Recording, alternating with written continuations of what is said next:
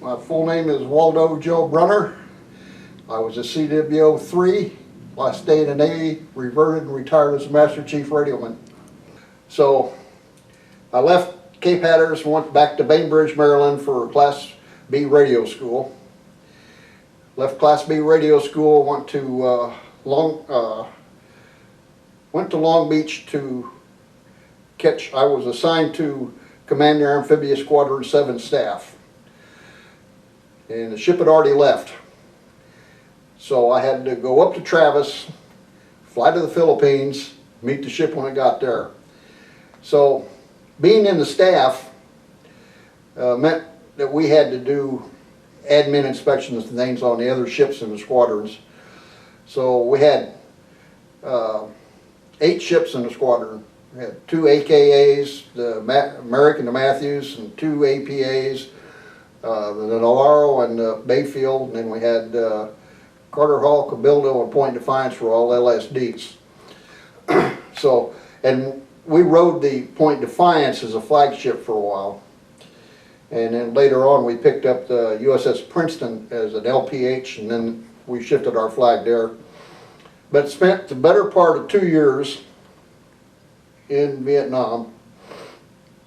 We did the Operation Starlite, which was the first amphibious operation the Navy had done since Incheon. When we critiqued that operation, because we had these 8 ships full of Marines, Marine Battalion Landing Team. And when we critiqued the operation, the Marine Colonel says, well, when I was a second lieutenant in Iwo Jima, we had high-speed Morse code operators with our Marine Battalion, the landing parties. So he wanted a high-speed Morse code operator. 1965, there weren't too many of us left around at that time. So it took a while to come up with another one. Unfortunately, the guy they came up with was an E8. At the time, I was only an E6. The E8 says, I'm not going in country with them Marines. So I did that. The upside of that was, after my last insertion, when I came back, the squadron commander, Captain McKinney, had arranged for me to be appointed to W1. So I figured that was, you know, if I came back dead, no big deal. So I made W1, which I would have never made at the rate I was going. I'd have been lucky to make chief in 20 years. So the beauty of it was the W1 was temporary, and because I had passed the chief test a number of times, I was promoted to E7 permanent. So as I advanced in my temporary W1, W2, W3, I took the test and advanced my permanent E8, E9.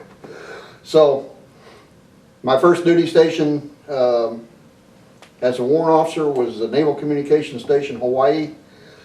When I first got there, I was the Fleet Comm Center officer, which was pretty good duty, but then I got assigned as a special aide to the commanding officer, which I found out my job was to get the CO very early in the morning and get him to work sober, and then keep him sober all day long until working hours were over, and then he could go get drunk if he wanted to. But that was very strange duty. Part of that was when he got orders to the USS Niagara Falls as commanding officer. And the Naval Communications Station Hawaii is a joint thing. It's got a naval security group on there. And the way it is the commanding officer of the base is a black shoe, and the executive officer is a security officer.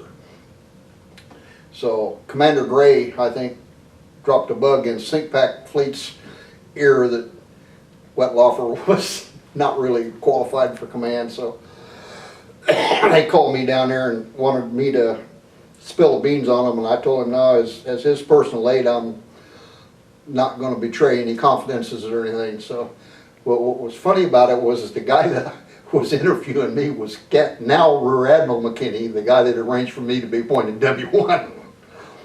So anyway, after Captain Wetlaufer left, we got a new Captain Wren. There was animosity on the base because of my job, so he sent me down to the Fleet Weather Central in Pearl Harbor as the communications officer.